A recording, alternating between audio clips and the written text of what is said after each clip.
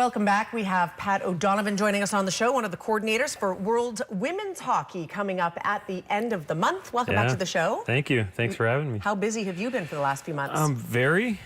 Some days, you feel like you're treading water a little bit. But it's great because there's lots of interest, lots of calls about tickets and volunteers. And right now we're really into the logistics. When do the teams arrive? How many rooms do they need?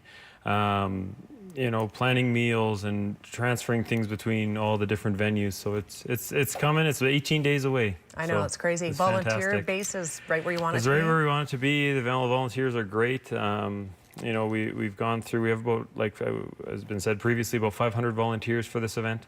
They've been fantastic. We have volunteers that are at, do you need help with things, or can we help you with these things? So there's lots of volunteerism for sure here in Kamloops. So. How would you compare this to the Four Nations Cup? We have some footage here that we can throw to. Would you say this event is a little bit bigger in terms of the sheer size, like four more teams? Four more teams, and really we're dealing, especially an international audience. The Four Nations Cup, if you want to think of it in terms of a hockey tournament, is more of an invitational type tournament. It's used as a development program for a lot of for Team Canada, and as they go through now their Olympic transition, as they move towards 2018 in South Korea, tournaments like the Four Nations Cup are really key for them to identify upcoming players in their four-year cycle.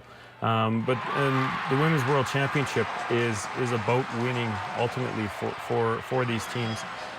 This tournament will have the best of the best women's hockey players.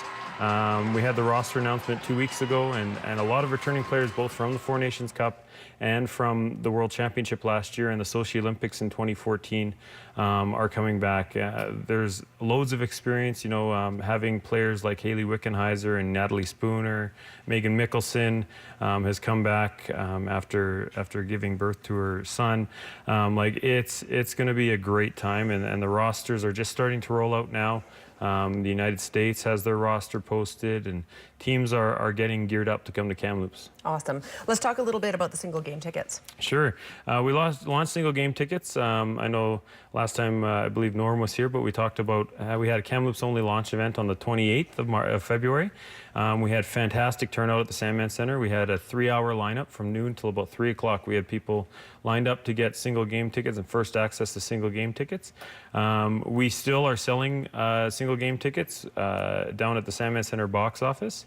We have lots of good games available.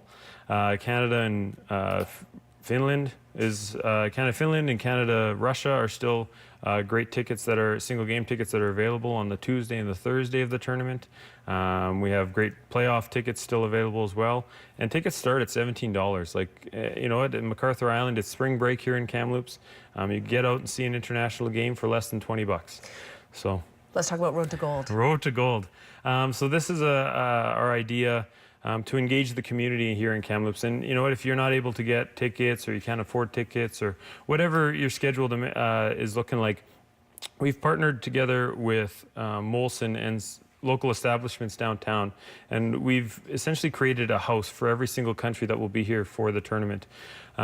So if you picture Victoria Street, it's kind of a lot of the establishments on Victoria Street will be hosting teams, so Finland, Japan, Czech Republic, things like that, and it'll all culminate at the Kamloops Curling Club as Canada House.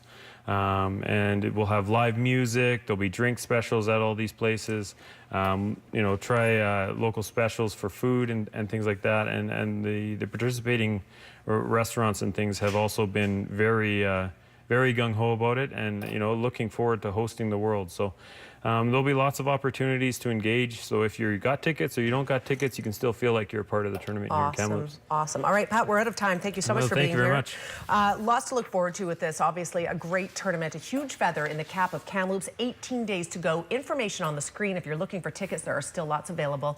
We're back in 90 seconds. Stay with us.